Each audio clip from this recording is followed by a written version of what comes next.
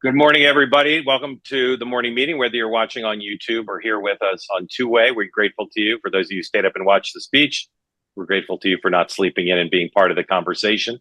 We're going to talk a lot today about Joe Biden and about Kamala Harris. Talk a little bit maybe about the Republicans in the convention, which is, of course, insane the day after one of the parties had their nominee give a 90-minute speech, and we'll talk a bit about it. But really, our focus is going to be on what's going on with Joe Biden. Today, he's got no public events. He's in Delaware. The vice president's in D.C. with no public events. As you can see, if you looked at the newsletter, the Substack, the Daybook will now be tracking Doug Emhoff very closely every day. And President Trump and Senator Vance have no public events tomorrow. They're doing an event, their first joint event on the road in Grand Rapids tomorrow. Let me tell you about my reporting and just to extend some of it. First of all, there's a lot of pressure on Joe Biden in the wake of my reporting to endorse Kamala Harris. There are people around Kamala Harris who think it's nuts, and I do too, because the last thing she needs is to be a creature of Joe Biden, the creature of a backroom deal, the creature of the Biden-Harris record on issues that Republicans will attack her on. And so there are people around her who say, we don't need it. I can't find anybody who's going to run against her. Gavin Newsom's not going to run against her. Governor Shapiro is not going to run against her. Governor Pritzker's not going to run against her. Cooper's not going to run against her. So I think, as I wrote this morning, this could be a contested election that's uncontested. So we're going to talk about that and where that stands. The other thing is, in terms of her running mate, if she is the nominee, there was a lot of talk about Bashir in my sources yesterday.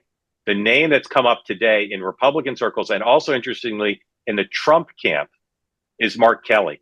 Mark Kelly is seen by people close to Trump as the smart choice if Kamala Harris is picking a running mate, because he could potentially put a state in play and give that ticket another path, another electoral college path. He's got a hero story. He's a likable guy. And if you ask me today, based on the Trump analysis and some stuff I've heard from Democrats, watch this develop. If she's the nominee, watch potentially gravitation towards Mark Kelly. So let's start out, guys, talking about the question of Joe Biden. He's a horrible decision maker. He's got a number of difficult decisions. My sources say he's made the big one. Some of the big ones will be out of this race probably by Monday, will continue on as president. And again, I unless he changes his mind under pressure, does not plan to endorse in the race, but plans to say very nice things about his vice president. So, Tim, speak for the entire Democratic Party. If that's the way it goes, given her poll numbers and given concerns about her capacity to be a great candidate, are Democrats excited, relieved? What is it? If this change occurs, how do you think people feel about it? Yeah. Well, I think still big question if this change occurs, but if the change does occur and he goes forward, like you're saying, it may give a little bit of a Democratic stamp on making this process appear a little bit more open, because that is the tension right now: is, are you anointing someone who is going to take your place, or will there be some sort of open convention where there's more of an open conversation? So they may be trying to thread the needle with that conversation. But I do think, look, watching Kamala Harris yesterday in North Carolina, she delivered a fantastic speech. She stood up and drew a great contrast with what's happening here at the RNC. She prosecuted a case against Donald Trump. So I think she is going to get a huge bump, and like anyone, when they enter this race on the Democratic side, because folks will just be thankful that there is someone who can make that case against Donald Trump. Do Democrats like Mark Kelly? I think they like Mark Kelly, but I think it's maybe a strategic error to pluck a senator out of Arizona, and I think we would be forcing the state of Arizona into a Senate election every cycle since 2016. People there might be getting tired of having Senate races, but just looking at the map, he's obviously very strong, great biography, great politician, but that presents its own challenges. Sean? I'll work backwards. I think that Kelly would be compelling. He's got and it would also match veteran to veteran, which I think would be smart on their standpoint. From their standpoint, I think it keeps Arizona in play a lot more than it would, and also not just in the presidential, but I think he'd obviously highlight the turnout effort there could potentially hurt Kari Lake. So it would be a twofer in some ways. because of the GOTV effort there. That being said, I still go back to the one thing that I brought up yesterday, and that Tim and I kind of like the logistics of this, getting over the hump to Biden and saying, get out, and then him saying, okay, fine, I'm there, but tell me how, who, and how. Unless you can assure him that the field is cleared for Kamala, I think this is going to make Chicago an absolute show. I mean, this is a so grueling. It's a grueling Go ahead. process right now, right? It is grueling, and the Democratic Party is hurting. And I think adding steps to this process makes it more difficult. And I think Sean's right. We want to get out of it. The one narrative, and I don't think this is going to sell Biden, but I think that writ large, I think to some degree in the base, if you're going to campaign, and I just so I'm full disclosure, I get that this is not entirely, but from a narrative standpoint, to go around campaigning on democracies at stake and things that undermine the democratic process, and then say, oh, by the way, if Kamala's not the person, we're going to push her aside. Now, if she is, I see you both shaking your heads. I get it, but this is like Project 2025. I mean, which is also a process thing that no voter cares about. Yeah, but no voter cares. No, I don't. voter I think cares. that I think the Tim, join me progressives in the do. chant. Join me in the chant, Tim. No voter cares. We No agree. voter cares. All right. I'm so in touch with let's- the progressive Yeah. wing of the Democratic Party. I think they care. I know, exactly. Look, the reality is I can't find anybody who would run against her. I think here's what Democrats have said to me. We got to get her and a great running mate. We have to figure out some policy proposals that separate her from Joe Biden without, being offensive to Joe Biden. We have to get David Plouffe and people like that to say, all hands on deck. We need to build a campaign team. She have to get the people who are on Biden's team, including the finance team, on board. And it's just got to be a sprint. And she's got to step up and perform. The Republicans say she can't. Most of the private data on her is not great right now. The current Kamala Harris can't beat Donald Trump, but she's got a chance to remake herself and be a different kind of Kamala Harris. When she's at her best, she's way better than she's been for a lot of the time she is as vice president. And she's got to be that person, and she's got to get a lot of help to be that person. We're going to go to your questions and comments soon. So raise your hand, a few hands up. If you want to get in the conversation here, please raise your hand. We'd love a diversity of voices of people to be part of this. Let's just talk briefly about the speech. Meandering, could have been missed opportunity. To me, meandering, missed opportunity. But the commentary I heard on cable last night was madness. This does not hurt Donald Trump's chances of winning. He just missed an opportunity. What do you think?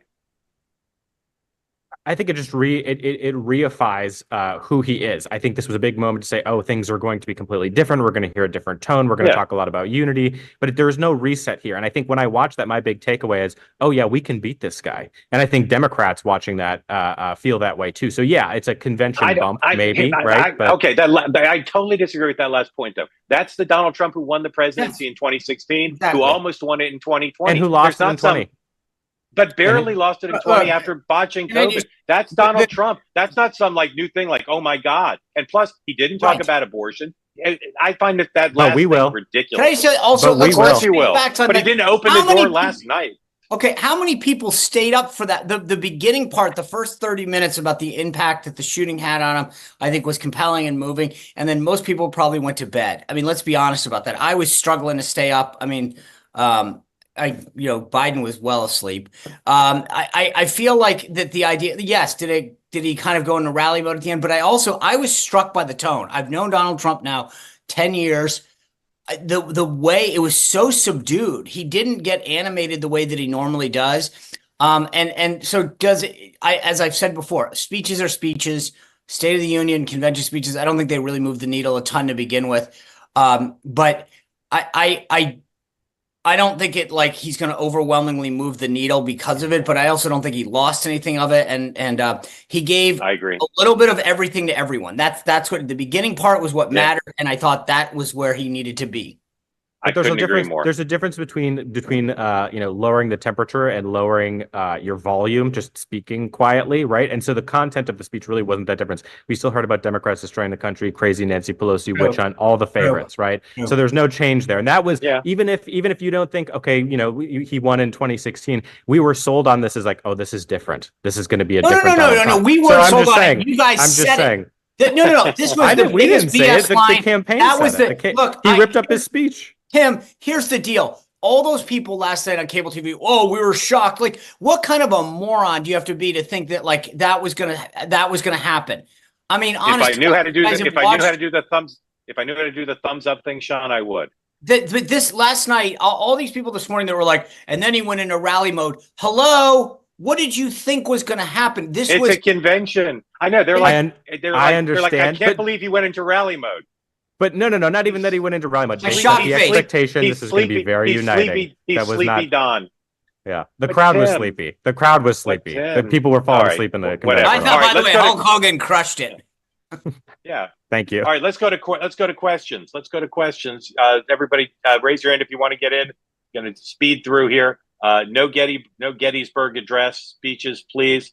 Again, grateful to you for participating. Ronnie, unmute. Go ahead, please. Ronnie in Pennsylvania. I'm a long-term moderate. Does the run to the right of the left to win the nomination, we're going to have a new nomination, then run to the center for the general still apply here?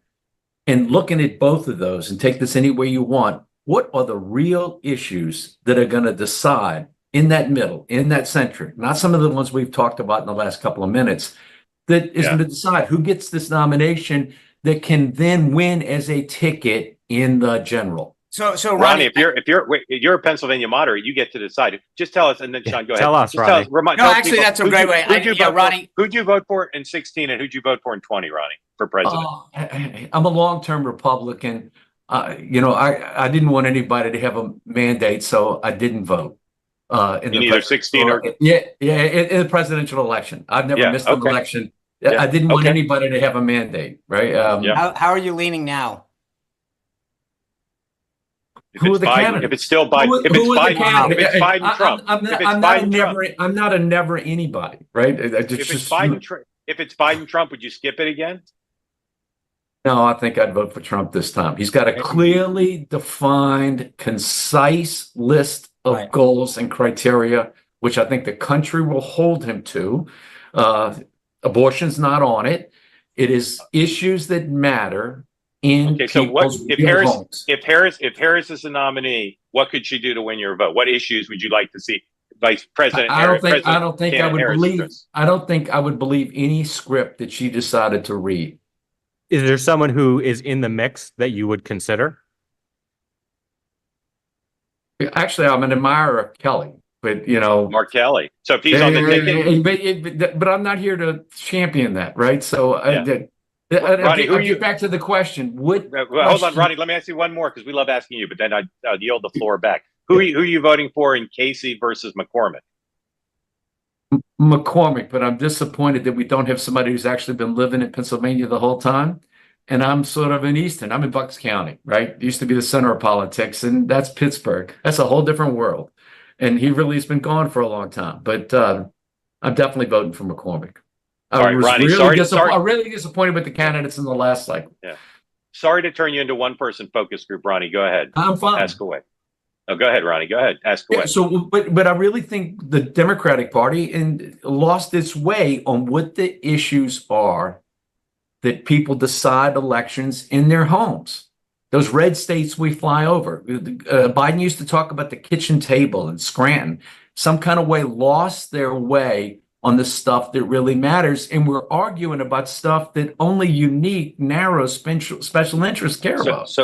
So what is that for you? That's inflation, gas prices, energy. What is it? What do you want to hear them address? All the real quality of life issues, and paying more at the grocery store. A loaf of bread going from $1 to $1.50 at Walmart made a whole lot of difference. But the problem, Ronnie, is this: simply put, they can't talk about those issues when interest rates are what they are and inflation still is what it is, especially on core items.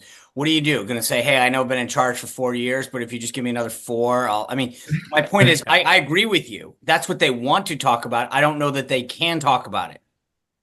But you've got new candidates now. We've got maybe 4 new candidates, 3 new candidates who are all going to show up and get to give their own 2-minute speeches. What issues are they going to focus on to get the nomination, and how is that relevant to the general? Yeah. Here's where I think the JD Vance thing is going to matter. A lot of politicians get up and talk about policies. I'm going to lower taxes. I think JD has a very unique ability to actually talk about it I live this. I know what it's like to not be able to afford this, to have a mother that, I mean, like his personal experience in this country, his upbringing is going to like to change the way. So we got I'm a new nomination. We got a new nomination. What are those issues to counteract those great points that Trump has put together, that JD Vance is going to speak to with real life experiences? If Harris is smart, she'll have 3 new policies, assuming she's a nominee. Tim Hogan, do you know what is Mark Kelly's? Did he grow up rich, poor? Does anybody know? I know he's an astronaut, and I know that's very popular. Yeah. I feel like that's the that's the I bow just, there. But I just wonder if he's got a hillbilly elegy story of his own. Ronnie, thank you. Come back often because we'll want to track how you're feeling. Brett, unmute, please. Hey, thanks, Mark. Can you hear me? Okay. What legal recourse do the Republicans have now if they do switch it from Biden? I thought the lawyers were getting all frothing at the mouth, ready to do this. Like, what's going to happen now? They are, and it's always dangerous to anticipate how judges will rule, but they're not going to keep the Democratic nominee off the ballot. So I think it's all much ado about ridiculousness. More process. Voters don't care about process, so I don't think any. Anything else you want to ask? Anything else? Are you good? No, I think I'm good. Thanks. All right, thank you, man. John, unmute, please. Thanks, Mark. As a quick comment, I generally think that the Mark Kelly choice is interesting. I want to know your opinion about whether you think that would help to neutralize some of the border concerns on the Democratic side, because he comes from a border state. Can he have an intelligent conversation about that might neutralize Kamala Harris's liabilities there? And I think so.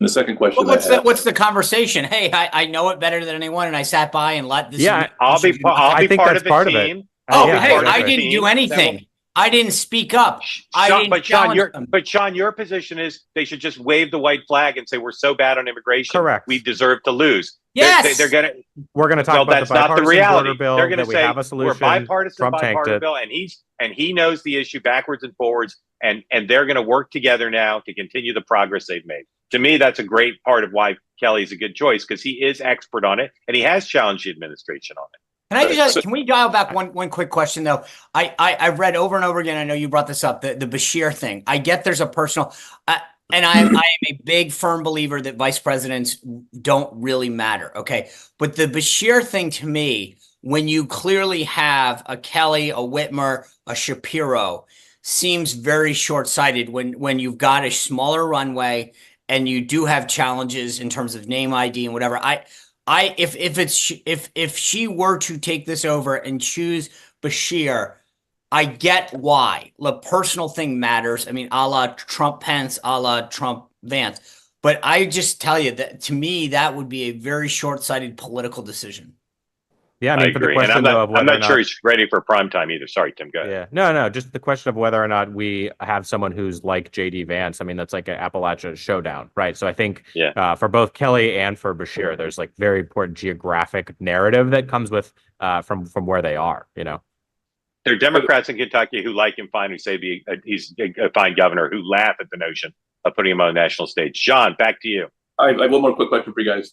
It feels to me like on the primary motivating factor on the Democratic side, the animating character on the Democratic side is Donald Trump. And I don't want to say that the Democrats could run a ham sandwich, but I feel like the motivating factor is Donald Trump. So if I look at the Biden, John, what if it's not a ham sandwich, but a word salad? Just kidding. Go ahead. It'd have to be vegan. It'd have to be vegan. Mark, we've kind of seen how that goes. But I would like you guys to give, I have a hard time envisioning the Biden voter who would not also be a Harris voter, given that the motivating force here is young black men would not be a Harris voter, but would be a Biden voter.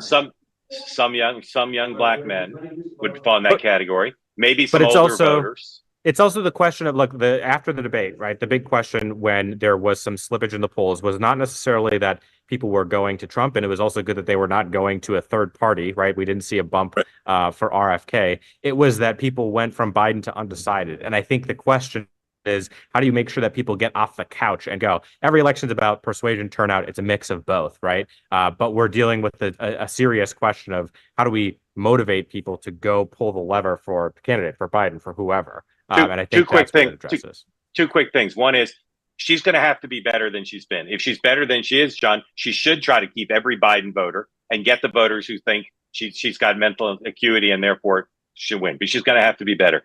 Email from a great person watching. You'll be delighted to hear about Mark Kelly's bio. Not quite hillbilly elegy, but his parents were both cops, and he worked in fast food joints to make money for the family when he was growing up. That's pretty good. That looks like America. I'm sold. I'm sold. John, thank you. John, thank you. Thanks, Dan, guys. come on. Tim's on board. Thank you. Dan, come on camera if you would and unmute.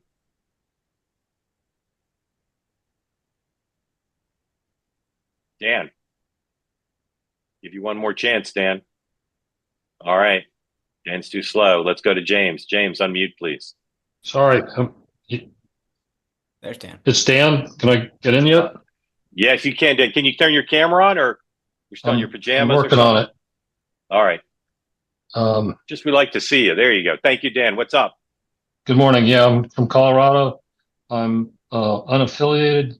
There was a comment early on today that the Democrats are concerned that keeping Harris in the race to keep the Democratic base. I think based on anecdotal conversations I've had with a lot of people who don't think either of the candidates, Biden or Trump, should be president, is they're looking for an alternative, and Harris doesn't present that alternative. Because I understand the challenge. Because she's been part of the administration, you mean? Yes, and she's not a very strong candidate in her own right. Now, I understand Right. that she could rise to the occasion, but it seems to me short-sighted or not really making enough of a change to get. Yeah. You know, the last 50 years, our elections have been decided by people who are unaffiliated. They might be Democrats, they might be Republicans, but they vote unaffiliated. And I personally am unaffiliated, registered unaffiliated in Colorado because I can vote then in either primary. But it seems to me that middle is looking for an alternative. And based on conversations I've had, Harris is not that alternative. I mean, you're right. She's going to have to become the alternative. She's going to have to convince people she's different, right? She's not an old white man.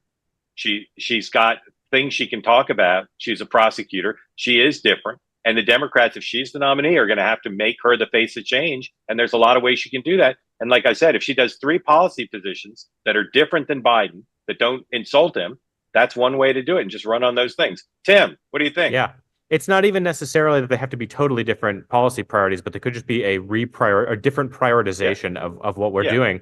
So it doesn't really have to offend anybody, but I agree on that part. But I also think to the question of how do you address people's concerns with the Biden administration? I mean, if you look at poll after poll, the concern from voters is mostly age related, right? So that is something that does get solved quickly. Now, like, is there a question about, is this just a status quo going forward, and is she offering something additional?